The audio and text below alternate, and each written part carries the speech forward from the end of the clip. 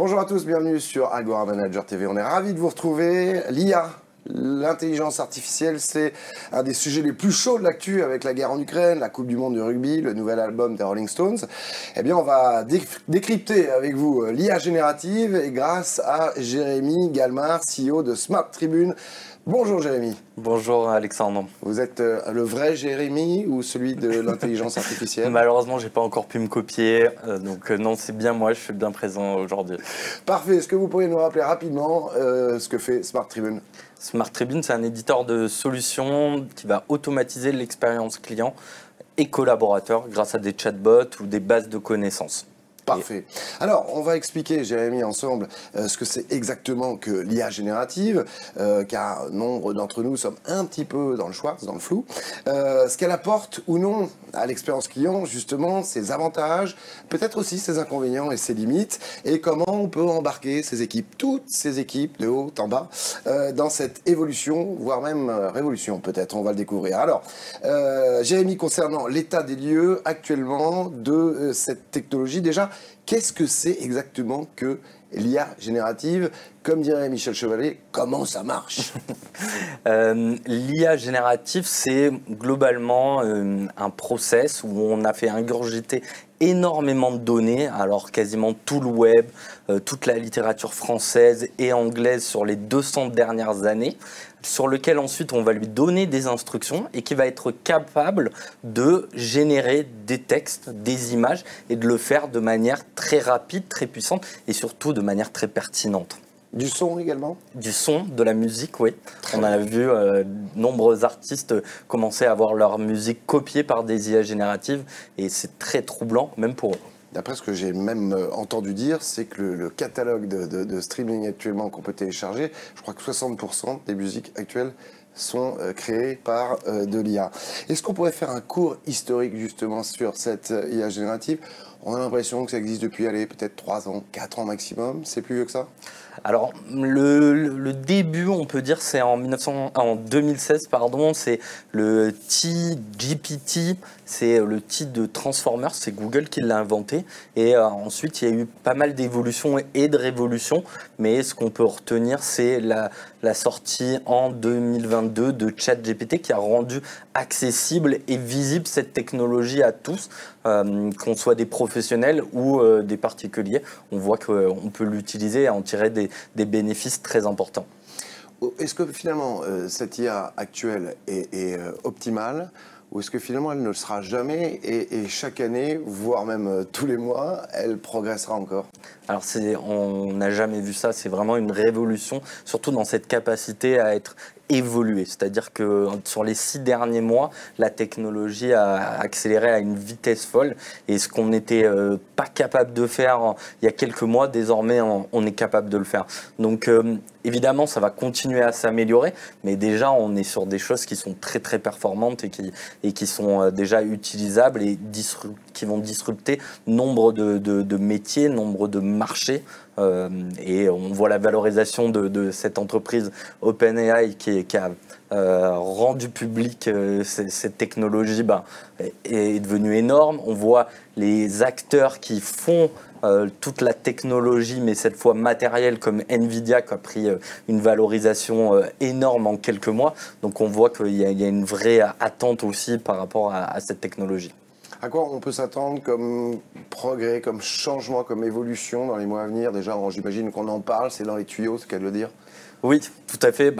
Qu'est-ce qu'on peut imaginer? Je crois qu'il faut penser science-fiction parce que vraiment, ce qu'apportent aujourd'hui ces technologies, de créer, avoir un robot qui puisse se baser sur nos données et pouvoir discuter, lui poser des questions et que ça nous réponde de manière pertinente comme le ferait un humain, ça, il y a quelques mois, on pensait que c'était impossible et désormais c'est le cas. Donc je pense que cette technologie, elle présage surtout d'une infinité de possibilités au sein de Smart Tribune, on réfléchit à toutes ces possibilités, mais Dans l'expérience, on pense à l'expérience client. Oui, voilà, à l'expérience client, on pense notamment à l'entraînement des conseillers pour pouvoir identifier leur conversation téléphonique. On peut déjà résumer ce qu'ils disent, on peut déjà analyser la manière qu'ils le disent et on va pouvoir les aider à encore faire mieux leur métier. Donc ça, c'est des usages qui sont presque là et qui arrivent dans quelques temps.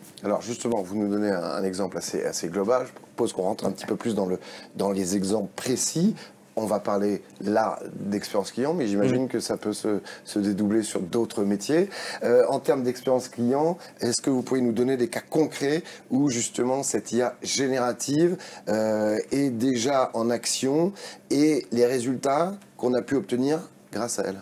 Alors, il y a pas mal d'exemples, mais là où va pouvoir aider une IA générative, c'est par exemple quand vous allez aller dans un magasin, vous allez vouloir faire du camping. À la place de dire dans le magasin je veux tel ou tel produit, vous allez simplement dire je veux faire du camping. C'est la première fois que j'en fais et l'IA de quoi j'ai besoin. Et l'IA sera capable de vous proposer les produits adaptés à votre usage, à votre besoin. Ça va être donc par rapport à votre besoin, mais ça va être aussi par votre expertise. Par exemple, si vous allez faire du ski, l'IA sera capable de vous demander quel est votre niveau de ski, combien de temps vous pensez les utiliser et vous proposer les produits adaptés. Ça, c'est des usages qui arrivent très très vite. Carrefour a utilisé cet usage notamment pour plutôt qu'acheter des produits, demander un plat et l'IA vous sélectionne tous les produits pour faire réaliser votre plat et en même temps vous donne les différentes étapes pour faire la recette. Alors, vous preniez l'exemple là de ce cas de figure, je vais faire du camping, et l'IA va me dire quelle sardine et quelle tente je vais utiliser, je vais faire du ski, quelle paire de ski et quelles chaussures. Que devient le rôle du vendeur? Il disparaît? Non, il est toujours là. Il sert à quoi? Déjà, c'est lui qui va devoir accompagner les IA, vérifier, et ensuite, on n'enlèvera jamais quand même la chaleur de l'humain, le fait qu'il puisse reconnaître, il peut avoir de l'empathie. Alors, on arrive petit à petit à faire des simulations d'empathie, mais on n'aura jamais quand même ça, ou en tout cas, on n'est pas prêt d'avoir cette partie-là grâce à l'IA, quoi. Là, on est sur des exemples d'expérience client en magasin. Oui. Au téléphone, par exemple, ou sur Internet au téléphone, on va dire. Quel avantage?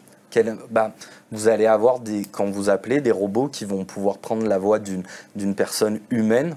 Peut-être que vous connaissez même, peut-être vous, Alexandre, qui utilisez votre voix et vous allez pouvoir lui poser vos questions et elle vous répondra. À ce moment-là, si par exemple vous n'avez pas eu la réponse, parce que finalement elle a quand même une base de connaissances, cette IA, et à ce moment-là, on va pouvoir vous mettre en direct avec un conseiller, mais le conseiller, il aura eu entre-temps un résumé de toute la conversation téléphonique qu'aura eu la personne qui a appelé. Et ça permettra d'avoir une durée moyenne de traitement qui va être accélérée et surtout de ne pas faire répéter le client, ce qui est hyper frustrant et désagréable en tant que client.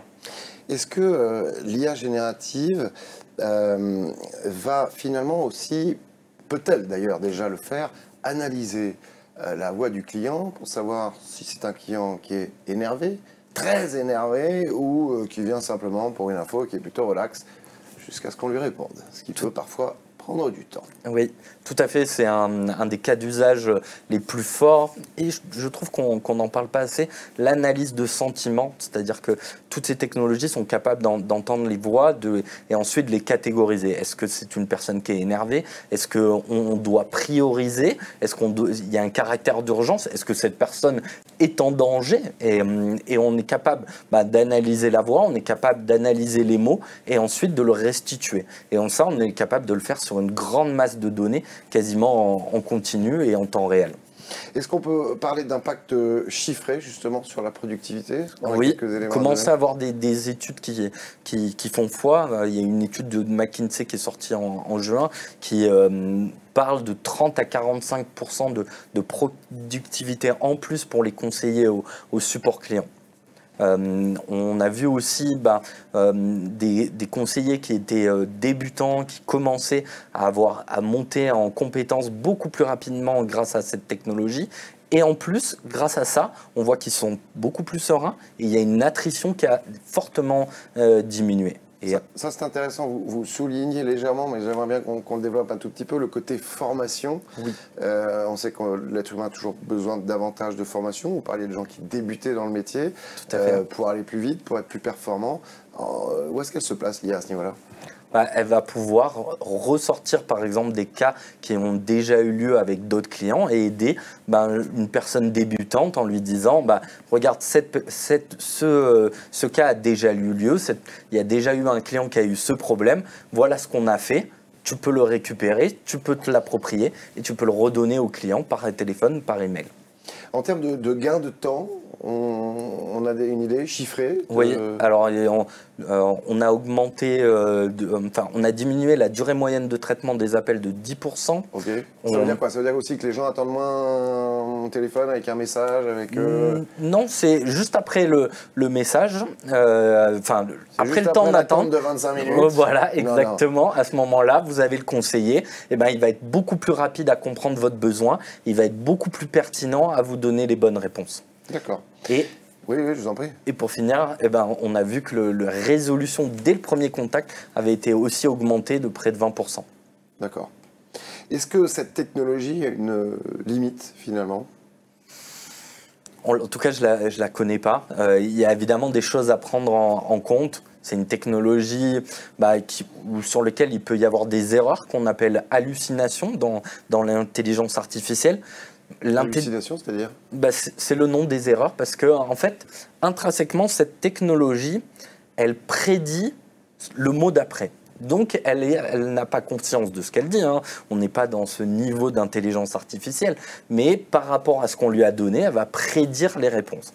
Mais des fois, quand elle n'a pas forcément les réponses, alors elle va inventer. Et c'est là des limites. Bien que le niveau d'erreur baisse de plus en plus, le niveau d'hallucination, et en quelques mois, on est arrivé à, en tout cas, des meilleurs scores d'erreurs que pourrait faire notamment un conseiller téléphonique. J'imagine que je ne suis pas le seul en France et sur Terre à avoir peur de cette technologie. Je trouve que ça fait peur, je trouve que ça gomme l'humain. On ne sait pas à quoi on peut s'attendre, vous l'avez dit tout à l'heure. Est-ce qu'on a raison d'avoir peur ? Je sais pas, je pourrais pas répondre à cette question. Je sais que, en tout cas, c'est une technologie qui est en train de disrupter des marchés, mais qui va aider les conseillers. Là où habituellement on pense que ça va globalement enlever les métiers des petites mains, là au contraire, on sent que ça va plutôt les aider, plutôt qu'aider les experts. Pour autant, il y a quand même un rapport qui est sorti de l'ONU il y a 2 mois qui dit que ça va être un générateur de entre 15 et 20% de métiers en plus. D'accord. Et donc de nouveaux métiers ? Oui, nouveaux métiers, et non pas un destructeur comme on peut l'imaginer et le penser. Est-ce que réellement on peut imaginer que cette IA va permettre aux conseillers et autres de monter en niveau, d'être justement, de prendre plus de responsabilités, d'avoir peut-être des métiers moins difficiles, des métiers à plus de responsabilités, donc peut-être des salaires plus intéressants ou pas? Exactement, c'est exactement ça. C'est vraiment un assistant qui va être là pour ces personnes, pour les rendre beaucoup plus experts, meilleurs dans leur métier, plus satisfaits, plus autonomes. Donc très clairement, c'est une des grandes aides de cette technologie.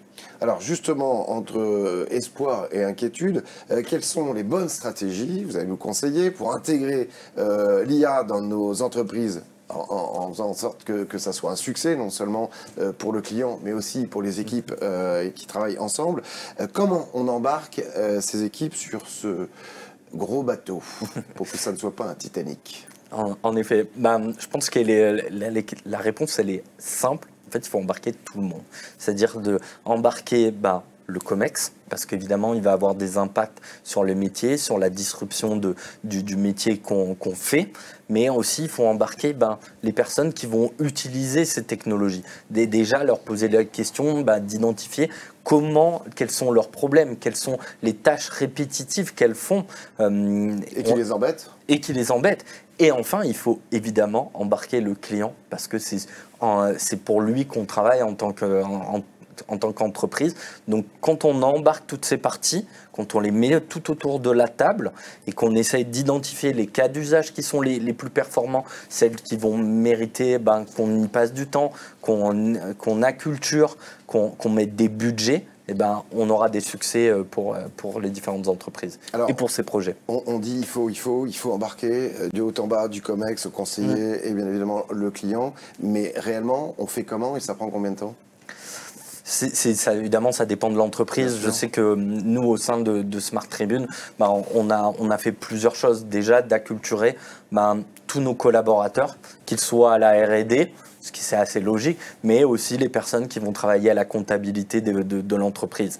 Et donc, comment on va faire ? On va travailler dans le temps à chacun déplier chaque pôle et essayer d'identifier quelles sont leurs tâches répétitives, essayer d'évaluer quel est le temps quel est le gain qu'on va pouvoir leur apporter dans le métier ou la satisfaction aussi. Derrière, on va faire des règles de calcul et identifier les projets prioritaires qu'on va faire au fur et à mesure. Merci beaucoup, Jérémy Galmard. Merci. D'être venu sur le plateau d'Agora Manager TV. On suivra ça de près, non seulement sur cette chaîne, mais aussi sur la chaîne qui est dédiée à l'expérience client, iNews Expérience Client. Vous pouvez vous abonner et voir toutes nos émissions. Merci, à très bientôt. Merci. Au revoir.